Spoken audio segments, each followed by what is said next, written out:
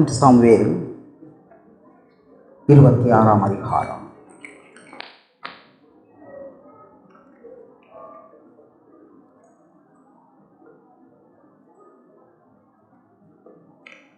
ஒரு பழைய ஏற்பாட்டில் ஒரு மனுஷன் மன்னிப்பது நம்ம கேட்டது மாதிரி புதிய ஏற்பாடு நான் எதிர்பார்க்கிற தேவ சாயலையை வெளிப்படுத்துகிறான். 1 சாமுவேல் 26ஆம் அதிகாரம். நமக்கு தெரியும், தாவீது சவுலினால் அவன் கூட்டத்தினால் ஒவ்வொரு நாளும் துரத்தப்பட்டான். அவன் சவுல் அந்த உயிருக்கு மறைந்து காடுகள் மலைகள் என்று தாவீது ஓடிக்கொண்டே இருக்கிறான். ஆனால் 2 தடவை தேவன் சவுலை தாவீதின் கரங்கள் ஒப்பு கொடுத்து இவனுடைய ரியாக்ஷன் எப்படி இருக்குன்னு ஓகே, பழிக்கு பழி வாங்குறானா இவனை மன்னித்து விடுங்கிறான்னு பார்க்குறான். அது என்ன நடக்குது பார்த்தீங்களா? 1 சாமுவேல் 26ஆம் அதிகாரம் 7ஆம் வசனத்தில் தாவீதும் கூட்டம் தங்கி இருந்த அந்த இடத்தில் பார்க்குறோம். சவுல் ரதங்களுக்கு இருக்கிற இடத்தில் படுத்து நினைத்திருக்கிறீர்களா அவங்க மாட்டிக்கிட்டு உடனே 8வது வருஷம் பாருங்க. அப்பொழுது அபிசாய் தாவீதுடைய நண்பன் தாவீதை பார்த்து, இன்று தேவன் உம்முடைய சத்துருவை உம்முடைய கையில் ஒப்பு கொடுத்தார். இப்போது நான் அவனை ஈட்டினால் 2 குத்தாக குத்தாமல் ஒரே குத்தாக ஒருவ குத்தட்டுமா என்றார். பார்த்தீங்களா, நம்மை இவன் உயிரை எடுப்பதற்கு தேடி நடந்தான், இப்போது நம்ம கையில் மாட்டிவிட்டான். ஆகவே என்னம் இருக்கிற ஈட்டினால் 2 குத்தாக அல்ல ஒரே குத்தாக குத்தட்டுமா? இதான் காண்பிக்கிறது. தேவனை நாம் அறியாதிருந்தால் என்றாவது ஒரு நாள் நம்முடைய எதிராளி நம் கையில் மாட்டுவான் என்ற தீய எண்ணத்தோடு நாம் கிரி செய்து கொண்டிருக்கிறோம். தேவ சித்தமெல்லாம் எதிராளி மாட்டினால் அங்கே தேவன் சாயலை காட்ட வேண்டாம். அதுதான் சித்தம். என்ன நடந்து பார்த்தீங்கன்னா, 9வது வசனம், தாவீது அபிசாயை பார்த்து, அவனை கொல்லாதே, அபிஷேகம் பண்ணி வைத்தவர் மேல் என் கையை போட்டு குற்றம் இல்லாமல் போகிற மனுஷன் யார் என்று சொன்னார். 11ஆம் வசனம், நான் என் கையை கர்த்தர் அபிஷேகம் பண்ணி மேல் போடாதபடிக்கு கர்த்தர் என்னை காக்க கடவர். நான் பழிக்கு பழி வாங்க சோதிக்கப்படுகிறேன். பல நாட்கள் இரவும் பகலும் என்னை துரத்தி கொண்டே போகிறான். இதோ என் கரங்களில் என் ஆண்டவரை ஒப்புக் கொடுக்கிறான். பழிக்கு பழி வாங்கும்படி நான் சோதிக்கப்படுகிறேன். இந்த நிலையில் அவன் தேவனை நோக்கி கதறுகிறான். ஆண்டவரே, அபிஷேகம் பண்ணி வைத்த மேல் என் கையை போடாதபடிக்கு ஆண்டவரே என்னை காத்துக்கொள்ளும் என்று தேவனை நோக்கி அவன் கதறுகிறான்.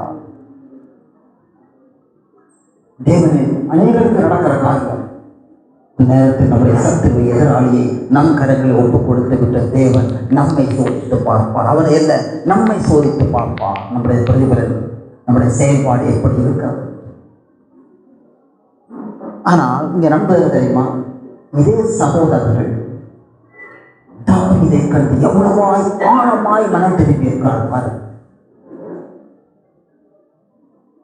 2 சாமுவேல்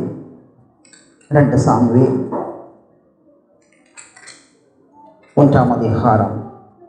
இங்கே நடந்த யுத்தத்தில் சவுலும் அவனுடைய மகன் யோனத்தானும் மரித்து விட்டார்கள். ஓகே, 4ஆம் வசனத்தில் பார்க்கிறோம், சவுலும் அவன் கடைசியில் சவுலும் அவன் குமாரன் ஆகிய யோனத்தானும் மரித்தார்கள். ஓகே, இந்த செய்தி தாவீதுக்கு வந்து ஒருவர் சொல்லுகிறான். இந்த செய்தியை கேட்ட மாத்திரத்தில் பாருங்க, 11-12 வசனங்கள் கூர்ந்து பாருங்கள். அப்பொழுது தாவீது மட்டுமல்ல, தாவீதும் அவனோடு இருந்த சகல மனுஷரும் தங்கள் வஸ்திரங்களை கிழித்து கொண்டு சவுலும் அவன் குமாரனுமாய யோனத்தானும் கர்த்தருடைய ஜனங்களும் இஸ்ரவேல் குடும்பத்தாரும் பட்டயத்தாலே வீழ்ந்தபடினாலே புலம்பி அழுது சாயங்காலம் மட்டும் இருந்தார்கள். யார்? தாவீது மட்டுமல்ல, பழிக்கு பழி வாங்குற அப்படிப்பட்ட தாவீதுடைய சகோதரர்கள் அவனோடு இருந்தவர்களும் ஆழமாய் மனம் திரும்பி தாவீதை போலவே மாறுகிறார்கள். எதிராளி இறந்து விட்டாலே நம்ம என்ன நினைக்கிறோம் பார்த்தீங்களா? எதிராளி தீமை செய்கிற வேலையை என்ன நினைக்கிறோம்? ஒரு நாள் உனக்கு நான் செய்ய போறேன், நான் பார்க்கத்தான் போறேன், ஒரு நாள் ஆண்டவர் அனுமதிப்பார். அவன் அழிவை பார்க்க வாஞ்சையாக இருக்கிறோம். ஆனால் அவனுடைய அழிவை கண்ட நாளில் தாவீது அவன் வஸ்திரத்தை கிழித்து கண்ணீரோட கதறி அழுது மனம் திரும்புகிறான். சாயங்காலம் மட்டும் எக்ஸாக்ட்லி அதையே அவன் நண்பர்கள் செய்கிறார்கள். கிறிஸ்து அன்பார்ந்த தேவ ஊழியர்களே, முக்கியமான காரியத்தை மறந்து விடாதீர்கள். உங்களுடைய வாழ்க்கை எப்படி இருக்கும் என்றால், நீங்கள் யாரோடு ஐக்கியப்படுகிறீர்கள் அதை பொறுத்து அந்த வாழ்க்கை மேன்மையும் இருக்கும். தாவீதோடு ஐக்கியப்பட்டது நிமித்தம் அவன் நண்பருடைய வாழ்க்கை தாவீதை போல் மாறுகிறது. ஆகவே ஊழியம் என்ற முக்கியம்.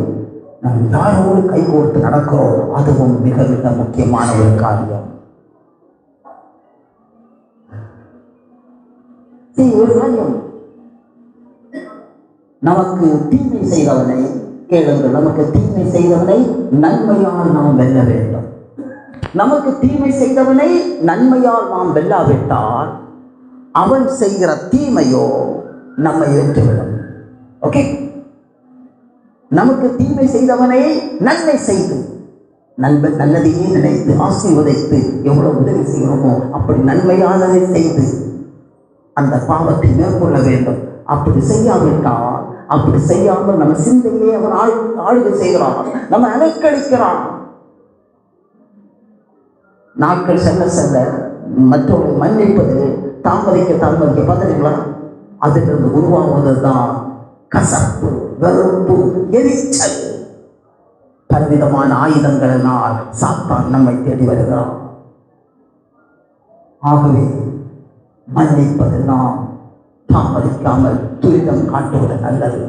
எவ்வளவு கவலவாய் எளிதில் மன்னித்து விடுகிறோமோ அவ்வளவு கவலவாய் சத்துருவானவன் அலக்களிப்புக்கும் நாம் தப்பித்துக் கொள்கிறோம்.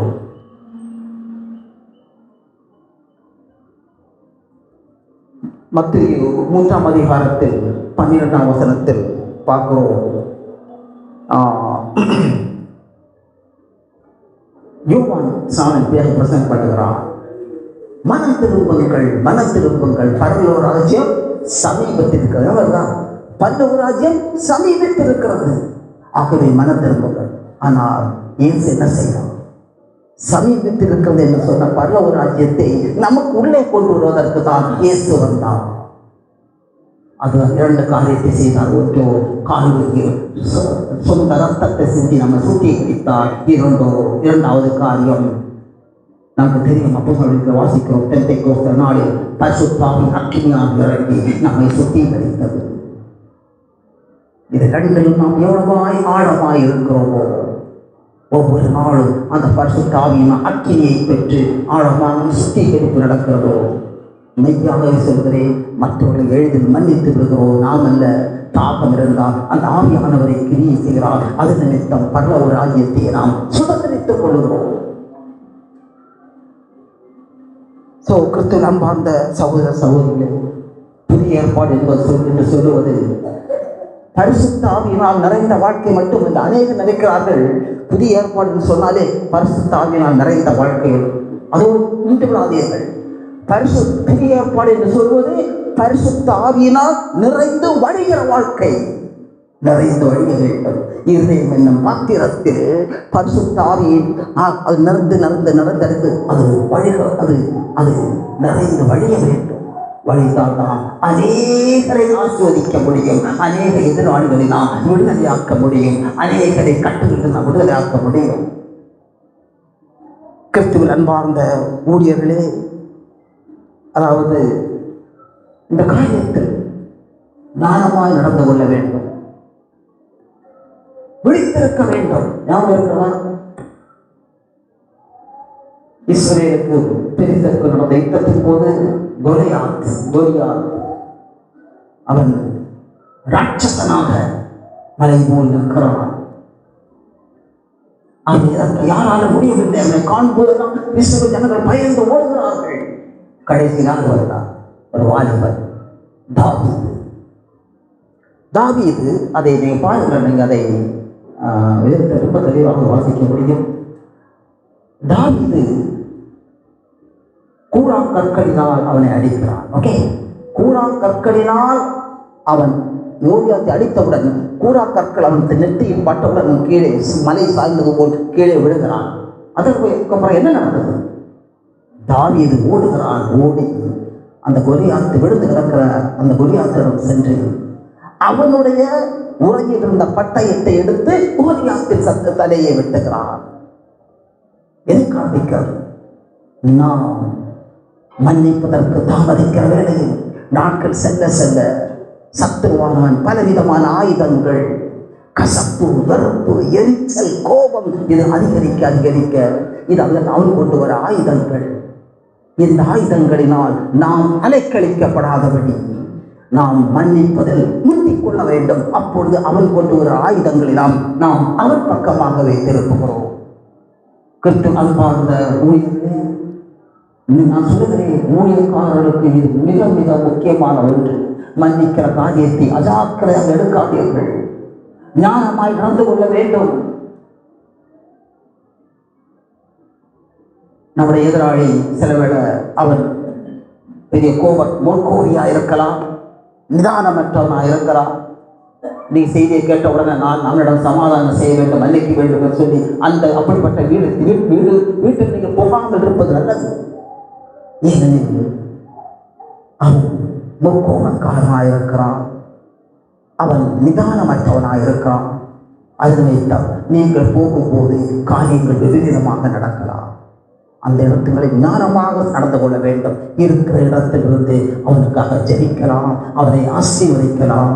மற்றபடி இன்னும் அதிகமான என்னை அவனுக்கு நன்மை செய்வதற்கு அநேக சூழ்நிலைகளை ஆண்டவரை தருவார். ஒரு இதயத்தின் இயக்கத்தை பொறுத்து நீ புரிந்து கொள்ள வேண்டும். அசுத்த ஆவிக்கும் பரிசுத்த ஆவிக்கும் நிறைய வித்தியாசம் இருக்கிறது. ஒரு மனுஷனை அசுத்த ஆவி பிடிக்கிற வேளையில், அதாவது யாரையும் முழுவதுமாய் மன்னிக்க முடியாமல் கோபம், வெறுப்பு, அவருக்கு பழி வாங்குற ஆவி, இது அசுத்த ஆவியின் கிரியை. ஒரு மனுஷன் அசுத்த ஆவியினால் நிறைந்திருக்கிற வேளையில் என்ன நடக்கிறது? அவன் அந்த அசுத்த ஆவியின் கட்டுக்குள் இருக்கிறான்.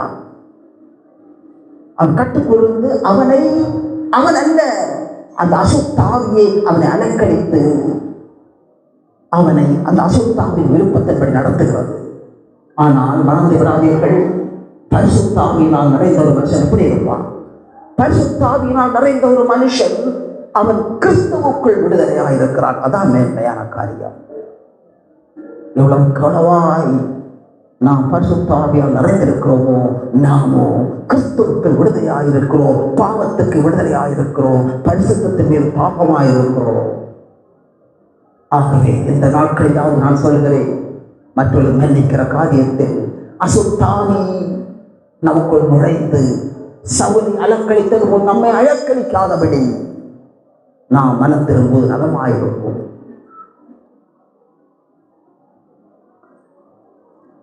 ஒன்று ராஜாக்கள் 2ஆம் அதிகாரம்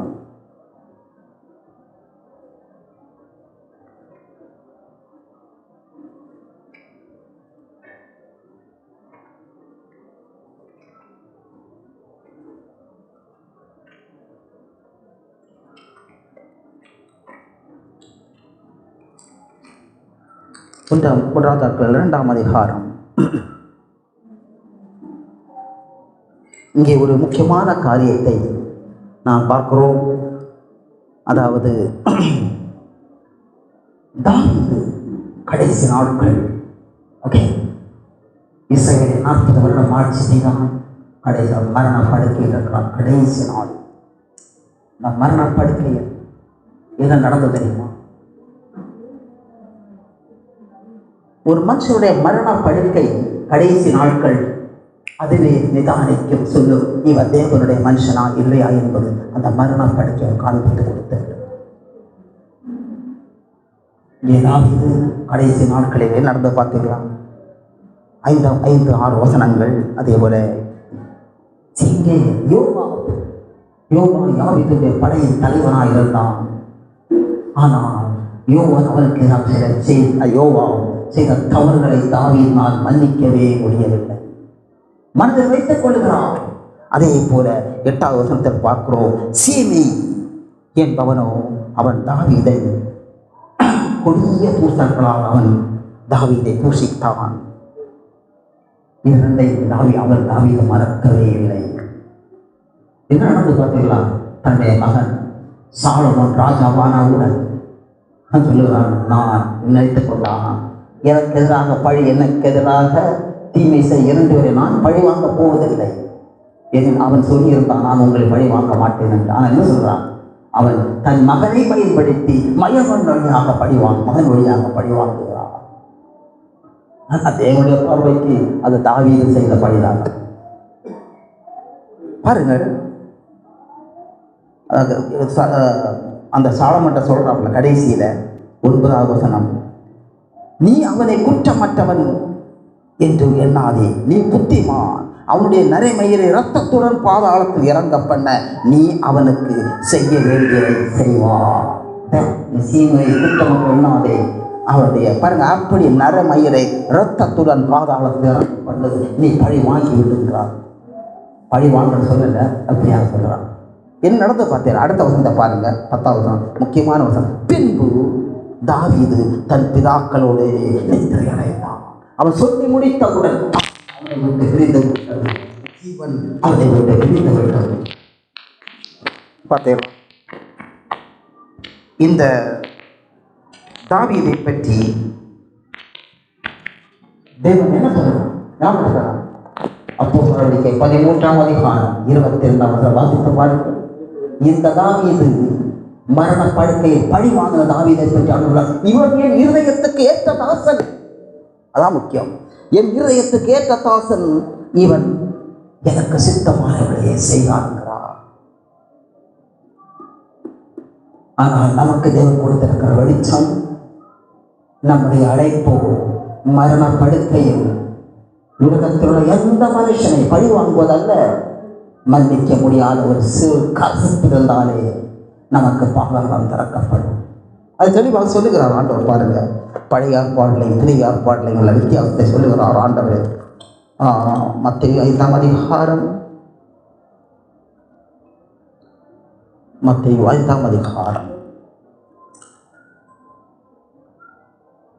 22ஆம் வசனம், நான் உங்களுக்கு சொல்லுகிறேன், தன் சகோதரனை நியாயமில்லாமல் கோபித்துக் கொள்ளுவன் நியாய தீர்ப்புக்கு ஏதுவாயிருப்பான்.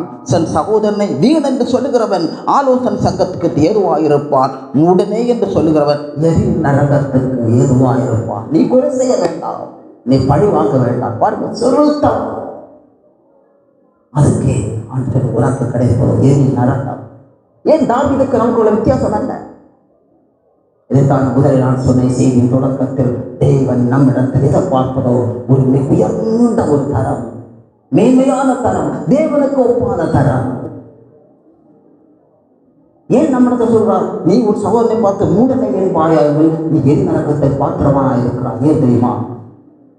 நமக்கு கொடுத்த சுத்திகரிப்பை தாவீது காணவில்லை. நமக்கு இருக்கிற அந்த பெந்தெகோஸ்தே நாளில் இருந்த பரிசுத்த ஆவியின் அக்கினி வந்து உள்ளே வாசம் செய்ய அனுபவத்தை தாவீது காணவில்லை. அவருக்கு கொடுத்த வெளிச்சத்தின்படி அவருடைய கடைசி நாள் அமைந்தது. என்ன நடந்து பார்த்தீங்கன்னா, தாவீதை சாமுவேல் தீர்க்கதரிசி அபிஷேகம் பண்ணுகிறான். இஸ்ரவேல் ராஜாவாக அபிஷேக தைலத்தை எடுத்து அவர் தலையில் ஊற்றுகிறான். யாருடைய? தாவீதின் தலையில் ஊற்றுகிற வேளையில் தலை முதல் கால் வரை அந்த அபிஷேக தைலம் வழிந்து ஓடுகிறது. ஆனால் எங்கே செல்லவில்லை? அவருடைய இதயத்துக்கு செல்லவில்லை. இதயத்துக்கு செல்லவில்லை. அவன் கொடுக்கப்பட்ட வெளிச்சம் சிறு வெளிச்சம். ஆகவே அவன் பரலோகத்துக்கு பிரவேசித்தான். தேவனுடைய நற்சாட்சியை பெற்றான். நமக்கு கொடுக்கப்பட்டது மிகப்பெரிய வெளிச்சம். ஆகவே நாம் தப்பித்துக் கொள்ள முடியாது. ஆகவே சொல்கிறேன், இந்த நாட்களிலும் மன்னிக்கிற காரியத்தில் தேவன் எதிர்பார்ப்பதோ ஒரு உயர்ந்த தரம். அது தேவனுடைய தரம்.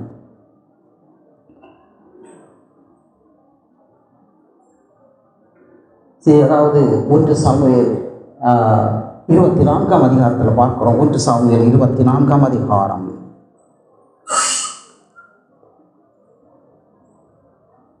கடைசியாக இதோடு முடித்து விடலாம். 1 சாமுவேல் 24ஆம் அதிகாரம்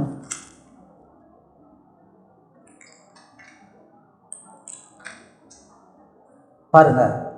ஒவ்வொரு நாளும் தன் பகை உணர்வோடு தாவீதையும் அவன் உயிர் எழுப்பதற்கு தேவன் தேர்த்தை கொண்டிருக்கிற சவுல் பாருங்க 24ஆம் அதிகாரம் 1 ஒரு தடவை சவுலும் தாவீதை நேருக்கு சந்திக்கிறார்கள். அப்போது தாவீதை 17 முதல் தாவீதை பார்த்து, நீ என்னை பார்க்கிற நீதிமான், நீ எனக்கு நன்மை செய்தாய், நானும் உனக்கு தீமை செய்தேன்.